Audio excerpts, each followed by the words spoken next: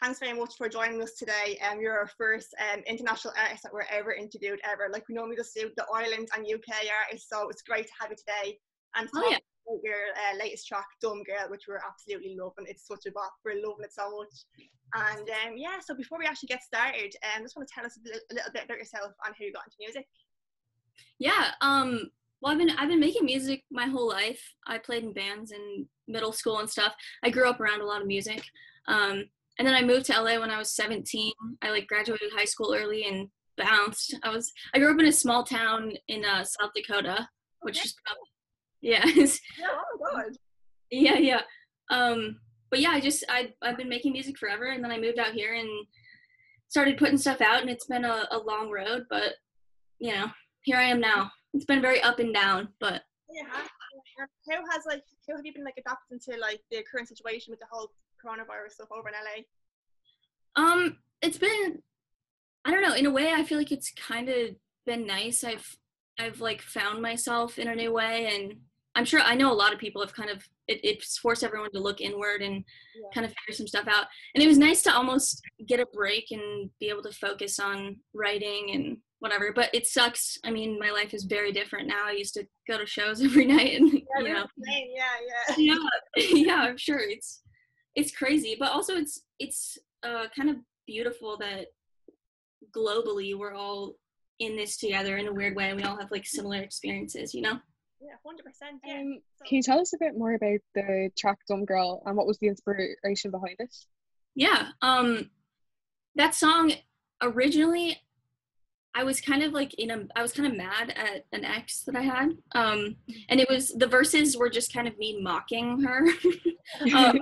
So it was kind of about my friends for many years had told me to get out of that relationship, and honestly, I mean no ill will in that song, but it's kind of a sarcastic way of me being hey, you should listen to your friends. And I actually put in the pre-chorus, I had my friends record them saying you should listen to your friends, so I actually put my friends talking behind all my friends saying it.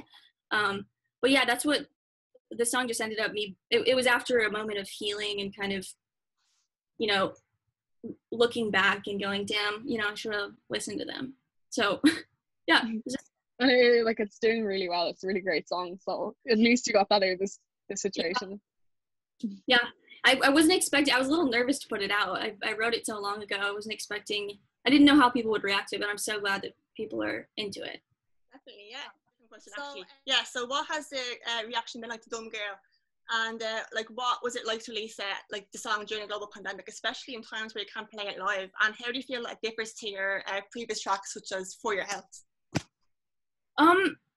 Well, I honestly, I try to not look at how the song's doing in terms of numbers, because you know, it's traumatic. It's such a vulnerable thing to put out music, and you never know what's gonna work and whatever. But the response from people messaging me and stuff has been really positive. And in terms of For Your Health and the older stuff, I had my career was kind of rocky for a while. I was working with the wrong people, and this new stuff I'm putting out feels like me finally. I'm coming into what I've wanted to do for a long time and just was too influenced by what other people thought. So it feels good. It's exciting for me to feel like I'm putting out shit that's 100% me. So I haven't honestly looked at how it's doing at all. I just try not to look at it. But I've had very positive response from friends and people that message me and stuff. So yeah. Can you remember the first song that you wrote, and what was it about? Oh God, I think the first song I wrote, I was maybe 6. Oh my God, that's so Wow. Yeah, there's a video somewhere of me playing it as a little kid, and I wrote it for a school competition in first grade. Did you win? I did. I won a medal, thank God. But yeah, it was about, we had a prompt. I think it was about a historical figure, so I wrote it about Sacagawea or something. it was a school assignment, but yeah, I don't remember the first. I've just been writing songs my whole life, so it's hard to pick out what my first song was, Yeah. Who would you say your biggest influences are? Oh man, they change so often. I feel like I'm influenced by a lot of different artists and bands, and I kind of pull inspiration from so many different places. But there are definitely like tons of artists that I've been, I don't know, I could look at my Spotify, but I've been listening to a lot of like late early 2000s, late 90s throwback. I got them vibes off your songs. Yeah, dude. Like, I have strong vibes off it. Yeah. Like, even to be honest, like going back and listening to like the Hilary Duff record, that record. Yeah, she's fab. Yeah, so sick. But yeah, I don't know. I pull from. I definitely pay attention to like new artists, and I have a lot of like friends that are in the community, and so I'm always like listening to new stuff, and I like being an artist myself. I like to hear what people are doing now, and not try and like listen to the most popular song or whatever. But I definitely pull from a lot of different artists, a lot of indie rock, and I like R&B, and like there's so many little bits from everything, you know. Yeah. Like, I was listening to Dumb Girl, and like I got such big like Pale Waves vibes off your music. I was like, wow, like this is like, because I'm such a big fan of Pale Waves too, like that UK band. And yeah. I was like, she gives me off such Pale Waves vibes. Like, I love this girl. Like, she's unreal. Like, you know. Tight. Yeah, I glad that you hear that similarity. Because Pale Waves are such a class band, and Kira, like they're a brilliant drummer too. So yeah. Yeah, they're sick. What is the creative process like in the production of your music, and like where do your ideas for your song mainly stem from, and like do you feel that your hometown has impacted the music that you make? Yeah, that's a good question. I produce everything, so I mean, you guys are sitting on my setup, so you can't really see it, but but I usually start with like I grew up playing drums my whole life, so I start a lot with drums. Like I'll start a drum loop and it comes from different places. Sometimes I sit and play piano or play guitar or whatever.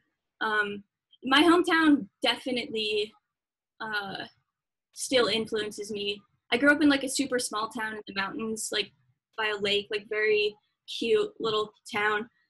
So yeah, I still have that, like, I get a lot of inspiration from the feeling of like being in the trees and like the fog and the rain, like that feeling lives in me, that like nostalgic kind of like rainy day like vibe.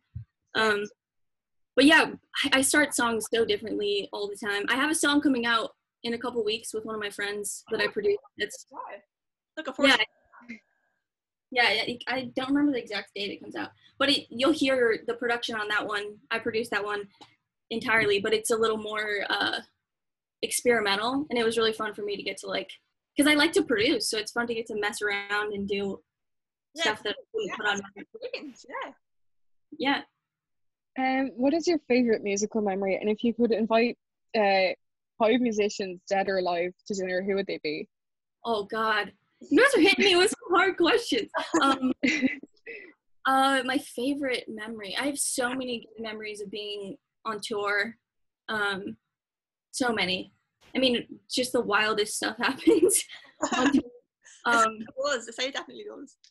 Yeah, I mean, you know, being like a small band, we've had a lot of crazy memories, sleeping in the van or sleeping in like really sketchy places, and I just have so many good memories. I can't even begin to start.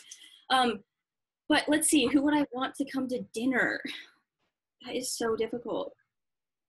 They can be dead or alive, so yeah, it's so hard, because then I'm overthinking it and thinking like, would they get along with each other? Like, let's see.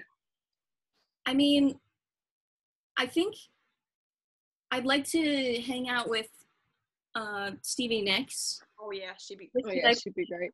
Brad.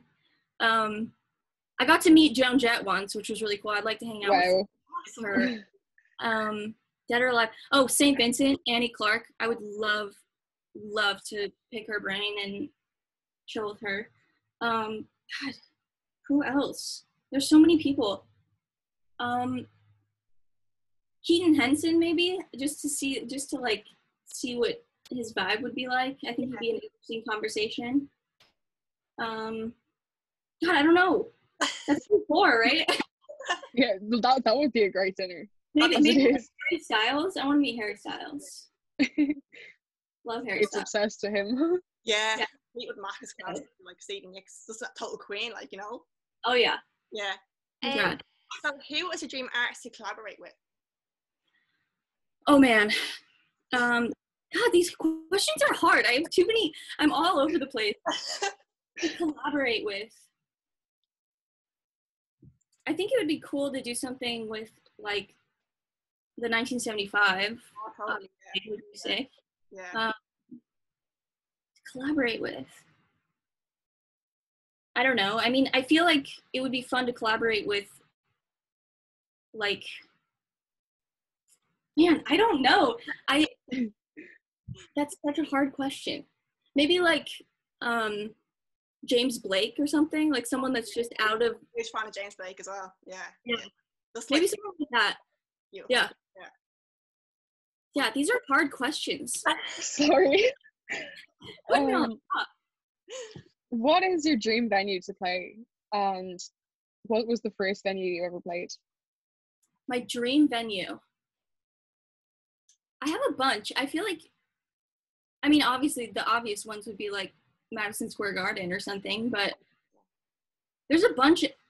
There's actually there's a venue in LA called the Lodge Room, and it's a small venue, but it's like an old thing, and it's like a 500 cap room ballroom type deal, and I really want to play there. Hopefully one of these days I'll do it. That would be a great one. And then the first venue, I used to play when I was in middle school. My band and I used to play at a restaurant in my hometown. I guess that'd be the first venue. But out here in LA, the first venue I played was this little place called Amplify, which was like an all ages, just little tiny room. And that was probably the first like venue that I did out here. Oh my God. Yeah, so how have you been adapting to the current pandemic situation as a new and upcoming musician, releasing music in times where we can't play it live, fortunately? But yeah, so what has the situation been like for the LA music scene? It's really sad, honestly. It's a lot of the venues that I've played for years are closing because, you know, I can't stay open. It's a bummer, but I think people are adapting and finding new ways to do things. It's been really obviously heartbreaking to not get to play shows because that's like my bread and butter, you know. Yeah. But I don't know. I think there's been to be an optimist. I think because of the way things are, seeing all these venues go down. There's new venues popping up. There's new, you know, ways people are doing stuff. I don't know. I think, at least for me, I think it's been a nice thing to kind of not have the pressure of like, I need to get on tour, I need to play a show, and just focus on like the stuff. Yeah. So it's been kind of fun in that way. But I do have it's a irrational fear, but I feel like I'm like, am I gonna remember how to play a show? It's been so long. Like, I don't know. I think the first one back will be a little nerve-wracking. Hopefully as well to say too, like, you know. And yeah, so like I can't wait for live music to get back. Like it's gonna feel so weird just being in a crowd of like with so many people around. Like, you know, it's gonna be. What city do you guys live in? What city do you guys live in? Oh, I live in Dublin. Yeah. Nice. I'm in Kildare. It's a county next to Dublin. Tight. It's a bit smaller, but yeah. I've been to Ireland once and it was amazing. Have you? Oh. Yeah. What part of Dublin? Huh? What part? Did you go to Dublin? We went all over the place. We went to Dublin and a bunch of, I don't remember all the names.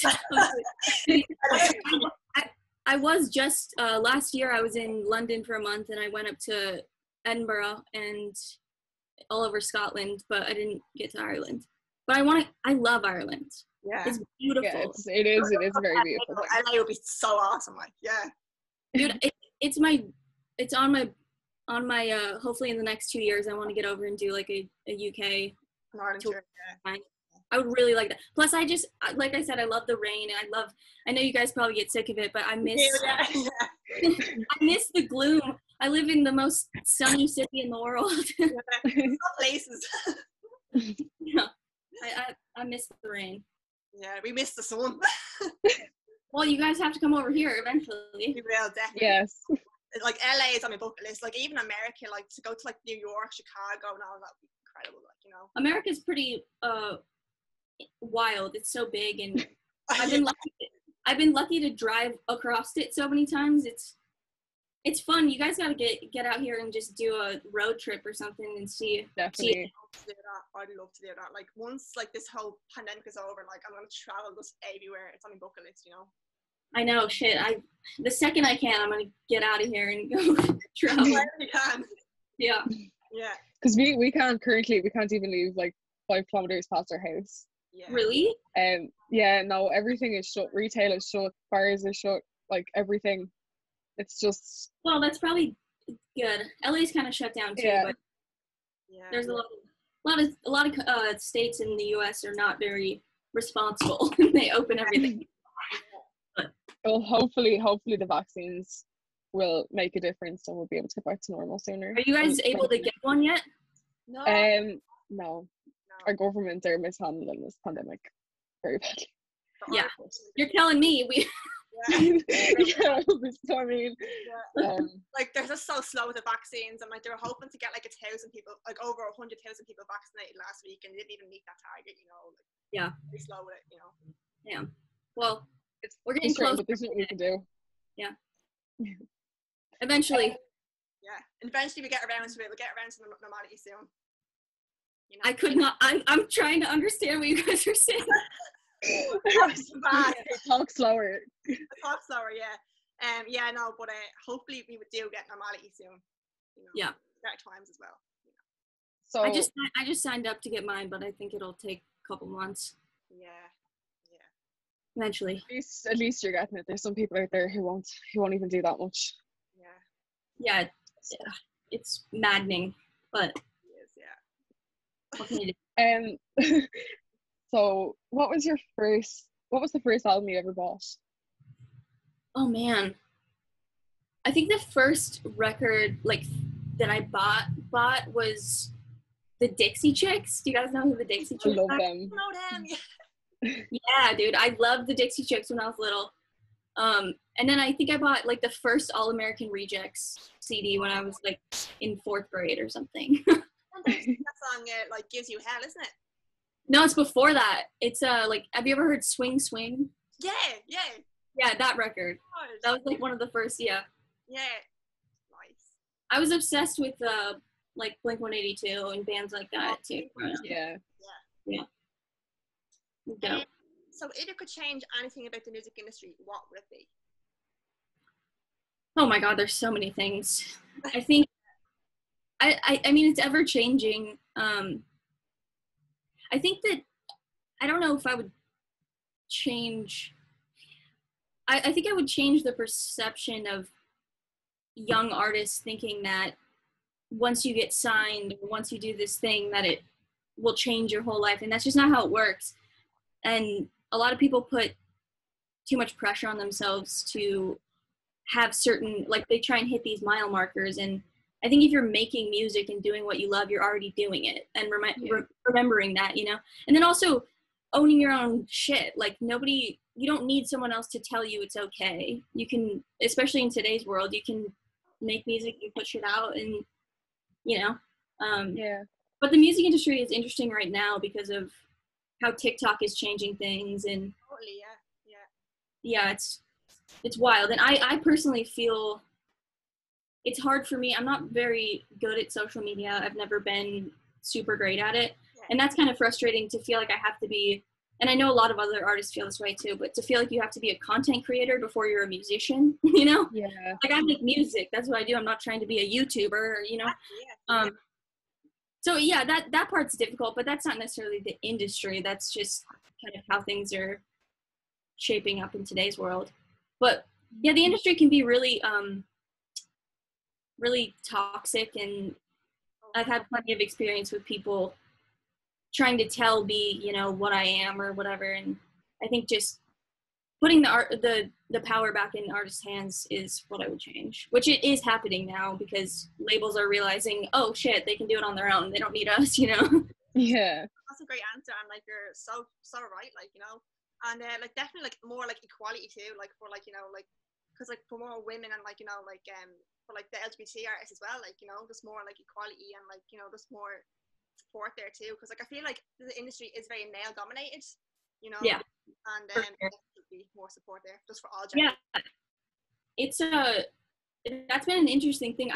I'm very lucky that I live in LA, which is kind of like a bubble, you know. You forget that the rest of the world is still homophobic and sexist, and I've had plenty of experience with like sexism, like crazy amounts, but luckily in my bubble, me being gay I don't see that, you know, being a negative thing. But it is super important I think it's really, really awesome that in the last couple of years, more artists have been coming out or being more outspoken about their gender identity, or, you know, how they're, you know, I think that's super important that it's becoming more acceptable. I mean, even 3 years ago, I was afraid to say she in a song, you know, and it's like, why? Yeah. Who cares? But yeah. That was great that like you went out and like that you're being more comfortable in who you are. Like, you know, like I'm all here for people that do that. So fair play to you, you know. Well done. Yeah, I remember growing up, like there were very few people for me to look at, even though I knew like people like St. Vincent. Yeah. I never like explicitly knew she was gay, but I just could like, I saw myself in her, you know, and like, I think it's really great that for younger kids and younger artists that there's tons of examples of queer people that are like, hey, I'm queer, I'm, you know. Like even lately with JoJo Siwa coming out. Yeah, like for sure. That's brilliant because her fan base is so young, so like they're getting like they have someone to look up to, like that they can relate to, rather than just someone like they might not listen to, or and like the fact that she's defending herself as well to homophobic people coming up and saying we're not going to let our kids listen to you anymore, like it's great because she's showing that like she's not taking any shit from people and that this is who she is. Yeah, it's a step to normalizing it. I think it's really important to show up, and it's awesome that she came out because that's part of normalizing. Yeah, exactly. Yeah. Like my personal belief is people should not have to come out. It shouldn't be a thing. Like we as straight people don't have to come out. Why is such a hullabaloo? Like for sure. I mean, like this. I kind of that's what I always forget about living in the bubble of LA. It's like most of the people I meet, nobody is like, hey, I'm gay. You just talk about it. But the second you go outside of, you know, California, it's like, oh yeah, I forgot that they're still homophobic. But I mean, there's still homophobic people in LA, but it's much less common. That's good then, yeah. What has been like your go-to song to distract yourself during this pandemic? Go-to song? God, I have so many. These questions, I need to open my Spotify, I think. Let's see. Well, I've been listening to a lot of new music, but also like the Smashing Pumpkins 1979. I always put that on. It's like a little nostalgic tune. I like the new Kenny Hoopla record a lot. I don't know if you guys know who he is, but I've heard of him. Yeah, it's cool. It's kind of like throwback emo block party type. Yeah, I've been listening. I guess I've been kind of reverting back to listening to the stuff I was listening to when I was, you know, like 15. Yeah. And it's starting to, you know, there's like a resurgence of it, and I'm finally getting to be the emo kid I've always been, and I'm like, hell yeah, this shit's coming back. Yeah. So I guess just old punk song, old emo songs. Getting you through, yeah. So what is your favorite track that you have released so far? And what message would you like your fans to take away with them when they listen to your tracks? My favorite one, I don't know. I always put my songs out there and then I let them like go away from me. You know, like I'm always thinking on the next thing. But I think LAYNE is like special to me because I wrote that about my mom. That's my mom's name. Yeah. And I was going through like really bad anxiety, and I was like dissociating and fearing my mom dying and like all this stuff. And I kind of wrote that song. My mom told me something really beautiful when I was being irrationally anxious about like losing her, and she told me that I'll always be with her because I'm made out of her. And I thought that was like really so cute. Yeah, I thought that was really beautiful. And so like in that song I say, in the future I hope that it's you when the particles float in my room, like knowing that she'll, you know, so that song's special to me, for sure. But I always, again, I like move past it, but I think that's probably one of my favorites right now. And then what was the second part? That question was like, so like if you're like, what message would you like your fans to take away with them when they listen to your tracks? I don't know. I think whatever people take away from it is that's kind of the beauty of music. You know, you can project your own feeling onto it. And I think it's really interesting to get messages of what people interpret or like how certain songs made them feel. I don't know, when the soundscape of my music, I definitely like it to feel like hopeful but nostalgic and sad in a way, and like I don't know, I want people to be able to like listen to the music and like feel relate to it. Yeah, or like feel like I don't know how to explain it in words. Like you know when you put on a really sad song and you kind of like feel the sinking, kind of hits you or whatever. I mean, that's like the biggest hope I could ever have, is like if someone feels it physically, like an emotion of some kind. Yeah. Because that was literally me when I was listening to your song For Your Health, like hit emotionally. I was like, this song. Oh no. Yeah. That's awesome. That's really good to hear.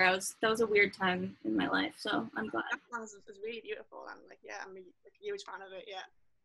Thanks, dude. So have you been to any concerts, I'd say within the last 2 years, just pre like pandemic times, that inspired you in any way? Yeah, I've been to, the last show. Well, I went to do you guys know Caroline Polachek? Never heard of her, no. No. You should check her out. She was in a band called Chairlift, but now she does her own stuff. And I went and saw her show, and it was like really incredible because she put out this record and it just did super well in the artist community, and obviously it did well in general, but a lot of artists were like, holy shit. And so I went to that show, and it was just really cool to see the reaction, because I don't think she was expecting the like reaction she got. And that it was just awesome, and the production on that record is amazing, and You must check that out. Check her out, yeah, you guys should definitely check her out. Caroline Polachek. Yeah, so is any advice or insights that you'd like to give to anyone watching this interview, and especially if you want to pursue a career in music? Yeah, I would say just do it, you know, like it's so easy to overthink and compare yourself to other people, or like focus too much on success and failure. And I think if it's in you, you should do it, because there's no reason, you know, why not? It is scary, but I would also say just like remember that no one sounds like you, and that's you're unique. Yeah, and your perspective on things is always going to be like valued to someone. And I think the whole thing with music is if you feel like you have it in you and you need to do it, like do it for you, you know. 100%.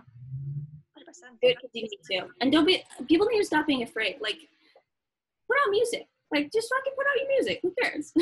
You can always take especially since it's gotten easier with Spotify. Anyone could just upload music, so like the platform is there for them. Totally. And there's so many different like sub niche people. Like there's gonna be someone that wants to hear your stuff, you know. Yeah, that's some great advice.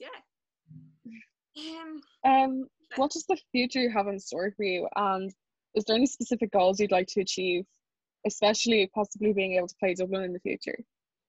Yes, so many. Well, my next kind of big goals are, I've been putting out music for like 7 years under my name, and I still haven't put out a full length. So this year I'm gonna finish my full length and try and get that out. And then just getting back on tour, and I'd like to tour in the UK. I want to just get back out there and yeah, my big goal though is to get out a full length, and I want to work. There's a lot of people I want to, you know, work with and write with, and doing more production stuff. I've been scoring a movie, which is kind of cool. So I kind of have been excited about doing that. Yeah, that's gonna be fun. Yeah. But yeah, I have a ton of. I feel like I opened myself up to not being so linear about making music. Like now I'm excited about scoring. I'm excited to do my record and tour, and I play guitar in some of my friends' bands and stuff like that. Like I'm just excited. Yeah. To do more. I'm stoked on that. Yeah, so Layne, that actually concludes the end of our interview. So it was lovely to like meet you virtually and have a chat with you about you and your music and Dumb Girl. But before we go, like, can you just tell everyone like where can we find you on social media and like, you know, what major streaming platforms are you on? Yeah, my Instagram is Layne's World _ like Wayne's World. Yeah. Twitter is Layne's World. My website is lanemusic.us, which has all my links. I'm trying to be on TikTok. I haven't really gotten into it yet, but I haven't posted that I have a TikTok. So I think it's Layne's World. This is the first time anyone knows that I have a TikTok right now. But yeah, I'm trying. I'm giving it a go. We'll see how it goes. But I use Instagram the most, probably. Yeah. And you're on Spotify, Apple Music, everything, yeah? Yeah, everything. And yeah, so you can find Layne on all her social medias there, Twitter, Instagram, and you can listen to her on Spotify, Apple Music, and all the streaming platforms. And we like totally recommend her latest single, Dumb Girl, Yes. and because it's an absolute bop, and I have it on repeat in my playlist, so we love it. Same. And we already can't wait to hear what's next. So yeah, so Layne, thank you very much. And before we just leave, we're gonna take a photo. That's cool with you? Yeah, let's do it. Yeah, so I was gonna get Thank you guys for having me, by the way. I appreciate it. Yeah, thank you so much for like doing this interview with us. We'll have to do another one sometime. Definitely. Yes. Yeah. I was gonna get all the photos. If you ever do come to Ireland, let us know, and we'll come to your show. 100%. Sometimes we don't like see the announcements, but like we definitely would love to come see you live. I will absolutely hit you up. We would love Thank you. In real life. Right, I'm just going to take you with my phone because I don't know how to screenshot on a laptop, but yeah. All right, ready? 1, 2, 3. Woo! I'll take another one just in case. Another one? Yeah, okay. Yeah. All right. Perfect. Right. Layne, thank you so much again. Thank you so much. Yeah, we'll be in touch when that's posted and edited. It should be sometime next week. So we'll let you know on social media. Okay, rad. Thank you guys. Yeah, and have a great so day. much. Bye. Yeah, have a good night. Bye. You too. Bye. All the